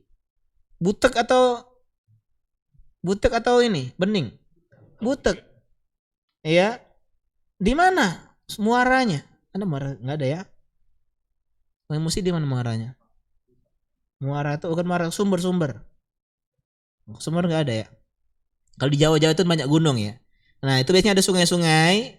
Nah, sungai itu ada sumbernya, mata airnya. Yang jernih di mata air apa di sungainya? Di mata air. Begitu juga Islam, Pak. Islam itu ada sumbernya, mata airnya adalah Nabi dan para sahabat. Kemudian mengalir di zaman sekarang sudah banyak tambahan kekufuran, kebid'ahan, ya kemudian ya variasi-variasi ibadah yang lainnya, khurafat, takhayul. Maka kalau beragama jangan lihat sungainya, tapi lihatlah mata airnya. Bagaimana para sahabat Nabi beragama. Itu cara kita selamat dalam agama. Karena setiap umat mengatakan kami berdalil Al-Quran dan Sunnah. Oke. Tapi kita lihat pemahamannya. Pemahaman siapa? Kembali ke pemahaman para sahabat. Sahabat yang mulia. Tabi'in dan tabi'ut tabi'in. Setelah itu umat pecah. Banyak muncul Mu'tazilah. Muncullah Khawarij. Muncullah Syiah Rafidah. Meskipun sebelum-sebelum sudah muncul. Cuman belum terlalu kuat. Di zaman sahabat sudah mulai Qadariyah muncul. Ya. Kemudian di zaman sebagian sahabat sudah mulai Jahmiyah, kemudian Ja'ad ibn Dirham, kemudian Jaham ibn Safwan, mulai muncul pencetus-pencetus akidah-akidah kufur. Kemudian mereka semakin banyak setelah 3 generasi yang terbaik. Ya, tasawuf muncul ketika Imam Syafi'i meninggalkan Baghdad ke Mesir, mulai muncul orang-orang yang jauh dari agama, yang sibuk dengan ibadah-ibadah dan seterusnya. Kemudian poin yang selanjutnya kita ambil sedikit karena berkaitan dengan judul kita. Di antara pokok Ahlussunnah, dan ini termasuk hal yang harus dipegang erat-erat, seperti kalian pegang balonku ada 5. Karena sekarang zamannya zaman fitnah. Itu wasam'u wa ta'ah, dengar dan taat lil a'immati wa amiril mu'minin, kepada para imam, para pemimpin, para penguasa, pemegang wewenang yang mengurusi urusan kaum mukminin. Selanjutnya al-barri wal fajir, baik mereka adalah orang yang baik ataupun mereka adalah fajir, para pendosa, orang yang zalim, tetap wajib mendengar dan wajib taat. Ustadz, saya nggak mau taat sama suami. Kenapa? Suami saya zalim. Itu bukan alasan. Karena kita berbuat taat kepada suami adalah karena siapa? Allah. Bukan agar suami kita berbuat baik sama kita. Kita jadi rakyat yang baik karena siapa? Kenapa orang banyak makan hati sama pemimpin? Karena berharap sama apa? Pemimpin. Berapa rakyat juta ini Indonesia ini? Berapa juta? Kalau Rhoma Irama itu berapa? 135 juta ya. Itu zaman Rhoma Irama. Sekarang sudah lebih banyak lagi. Pemimpin hanya beberapa orang saja, presiden dan para menterinya. Belum legislatif dan yang lainnya kalau ada yang mengatakan termasuk pemerintah. Jadi intinya apa? Intinya banyak, Pak, yang mau diurus. dan tidak mungkin bisa kita sejahterakan, kayakan semua, enggak. Itu di zaman nanti, zamannya Nabi Isa alaihi salam. Main anak-anak kecil sama ular sama harimau, saking damainya. Kita nyari orang yang mau sedekah, enggak ada yang terima sedekah. Ya, ada orang yang gunung, ada ini khilaf ada para ulama apakah di sini di akhir zaman ataukah di hari kiamat. Gunung emas tersingkap, cuman orang pada lalu lalang saja, enggak ada. Dia nyok emas ini, woi gara-gara ini aku lu bunuh wong, itu. Iya. Sekarang sudah sejahtera. Gara-gara ini dulu tangan saya dipotong. Gara-gara ini dulu saya begini dan begitu. Tapi sekarang mereka tinggalkan. Ada yang mengatakan hadis ini ya di hari kiamat, ada yang bilang hadis ini di zaman-zaman yang sejahtera. Adapun zaman sekarang semakin dekat dengan akhir zaman, makin banyak kekacauan. Yang kaya makin kaya, miskin makin miskin. Ya, bukan lagu Rama Irama ya. Tapi intinya ini adalah kewajiban kita. Apa dalilnya Ustadz? Dalam surat An-Nisa 59. Ya ayyuhalladzina amanu atiullaha wa atiur rasul wa ulil amri minkum. Wahai orang-orang yang beriman, taatilah Allah, taatilah Rasul, dan ulil amri di antara kalian. Dulu ulil amri itu adalah termasuk ulama. Di zaman-zaman dahulu umara itu ulama, Pak. Setiap pemimpin itu ulama. Abu Bakar As-Siddiq memimpin dan juga ulama. Umara dan ulama. Umar, Utsman, Ali, Muawiyah dan seterusnya.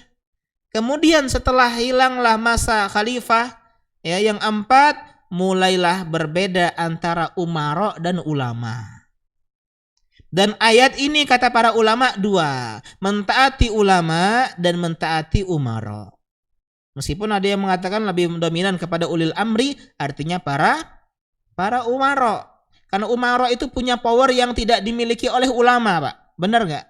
Sehebat-hebat ulama gak akan bisa dia mengubah kemungkaran dengan sempurna, betul? Woi, kamu berhentilah, itakilah. Masih baik minum-minum, pedih kau. Tapi kalau ulama itu kerjasama dengan umara, Masya Allah. Arab Saudi tutup ketika azan. Kekuatannya umara yang masih buka ngeyel di blacklist. Pakai apa? Pita kuning. Kalau kita pita kuning karena tidak lunas kredit.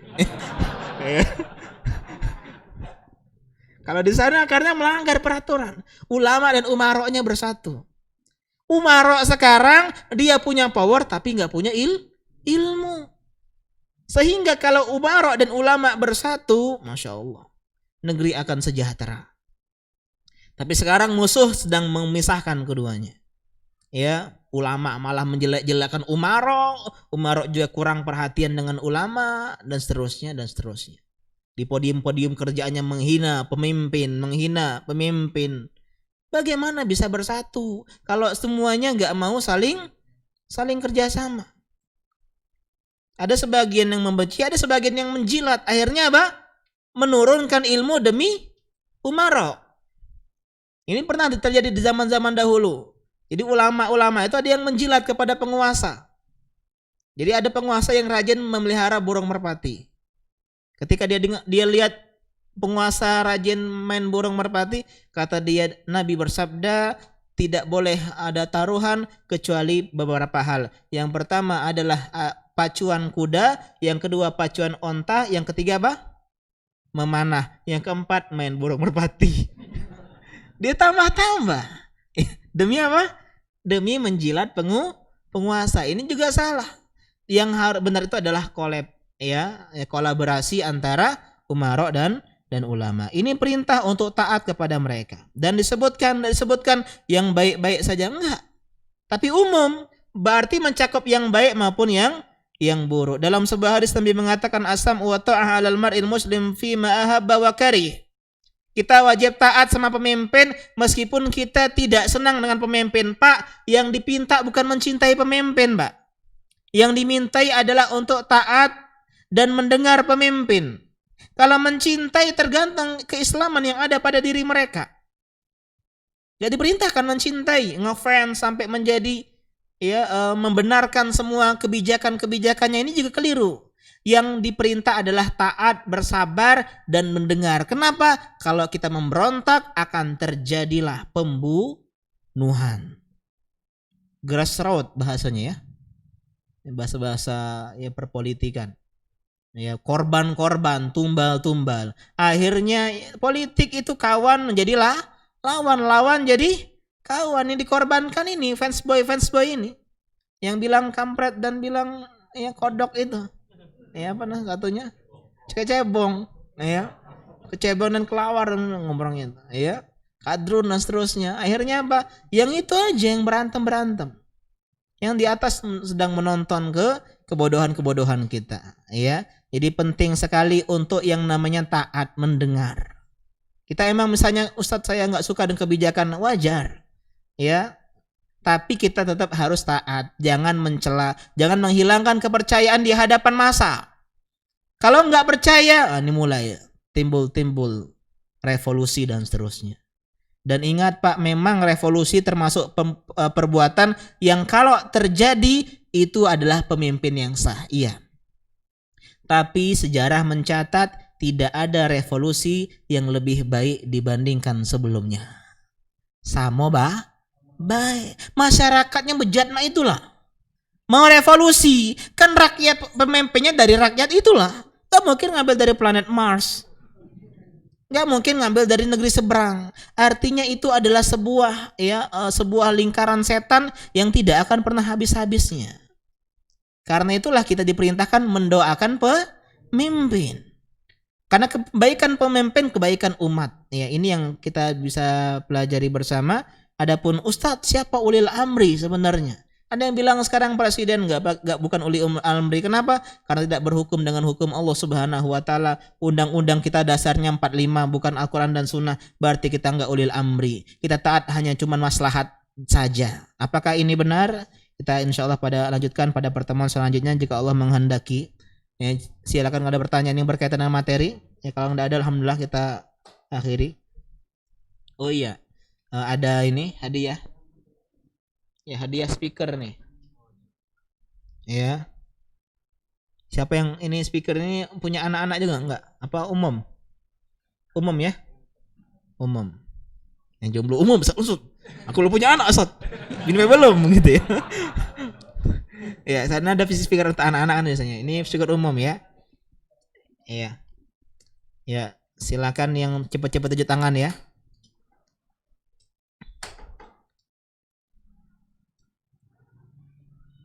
Sepertinya ini. Ya. Siapa yang bisa menjawab insyaallah dapat hadiah ini. Ya. Yang susah ya, kan ini berat. Siapa yang bisa menyebutkan ayat surat atau bait 100? Gak usah lengkap, atasnya aja. Coba.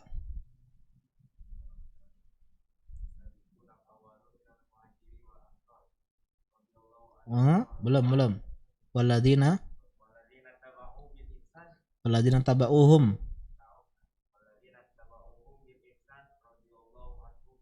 Masya Allah. Iya.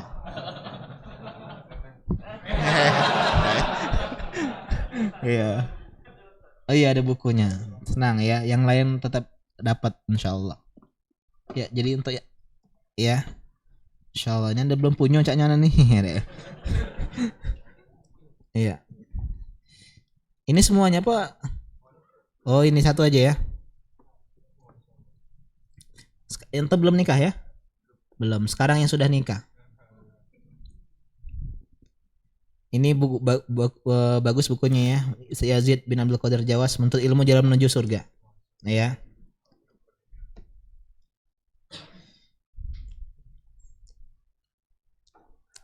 Bapak, siapa yang bisa menyebutkan 10 sahabat yang dijamin masuk surga? Ya, coba. Bapak bukan? Yang bapak ya? Atau semuda? Bapak ini ya. Bakar. Umar. Utsman, Ali, Tolha, Zubair, Abdurrahman bin Auf, iya, Zaid, yang suka manah itu 8 baru, Sa'ad bin Abi Waqqas ya, terakhir Abu Ubaidah. Masya Allah. Ya, silakan Pak. Masya Allah. Jangan tanya ada anak gadis tak ya? Jangan ya. Ya kita tanya jawab ya. Waduh, tulisannya nih dengan hati yang sedang patah kan.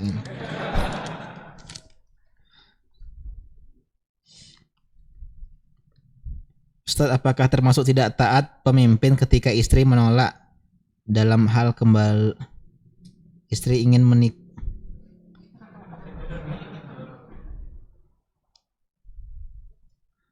Oh ini kayaknya poligami nih. Ada ke satu keduanya, cuman tulisannya ini ya kecil sekali ya, coba ya. Ingin membeli botol minuman untuk suaminya di rumah dan minta ditemani suami. Tapi suami bilang nanti ambil di rumah istri yang ke-1.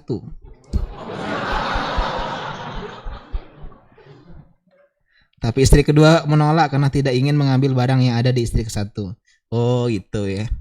Jadi ada barang ya.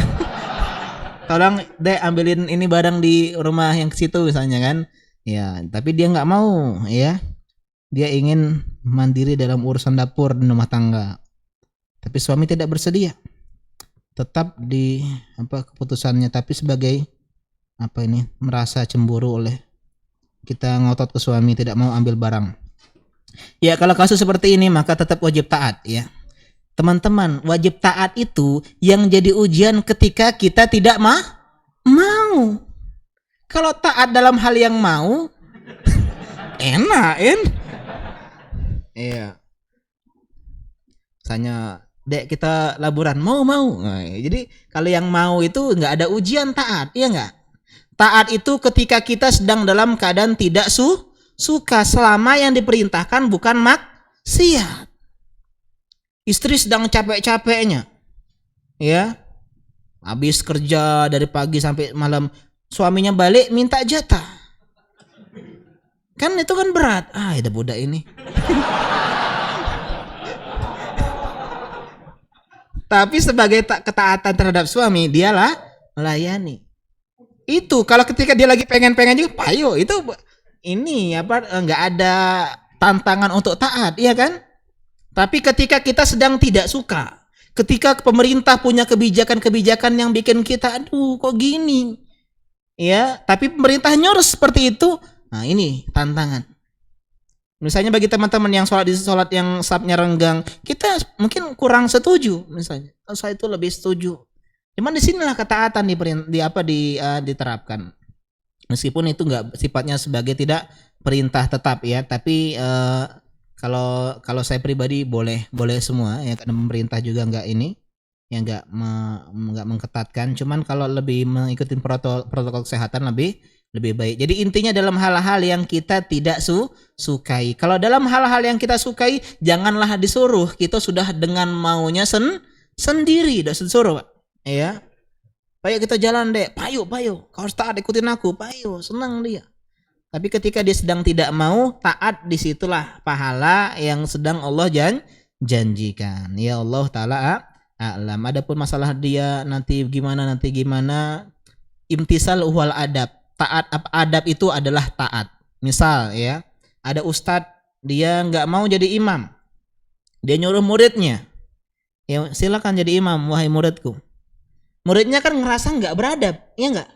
Ngimamin guru, tapi sebenarnya yang tidak beradab adalah ketika dia sedang nolak. Saya datang ke kantor Sa'arifin Badri, ya, ditawarin pisang goreng, makan, ya Roni cool, enak Ustaz, kan ngejaga adab gitu ya, kayak ya cak-cak galak itu. Kemudian diajarin, kata beliau, ambil. Ya, karena di antara bentuk kebaikan seorang murid terhadap guru adalah mengikuti perintah guru. Ya, meskipun dia mungkin ngerasa nggak beradab. Ya, misalnya pernah ada guru sama murid sedang ngobrol, datang tamu besar. Muridnya kan nggak enak ya, jadi pamit. Kata gurunya, duduk, ijlis. Ya, ini Syalbani sama Syekh Ishaq Huwaini. Ya, jadi sedang ngobrol, ada seorang tamu, Ishaqnya mau pamit. Syalbani bilang ijlis, duduk. Tapi Syekh nggak enak, ijlis. Tapi Syekh, ijlis walimtisal huwal adab. Taat itulah yang namanya adab. Meskipun kita tidak keenakan, ya, tapi ketika diperintahkan maka sami'na wa ata'na. Meskipun kita ngerasa ini kurang adab, kurang etis, masa minta sama R1 ya, sedangkan saya pengen mandiri lah dapurnya dan seterusnya. Wallahu taala a'lam. Ya, jangan panas kamu ya baca soal ini. Aku penasaran ikhwannya siapa nih ya. Ya, demikian kita akhiri. Subhanaka Allahumma bihamdika asyhadu an la ilaha illa anta astaghfiruka wa atubu ilaik. Assalamualaikum warahmatullahi wabarakatuh.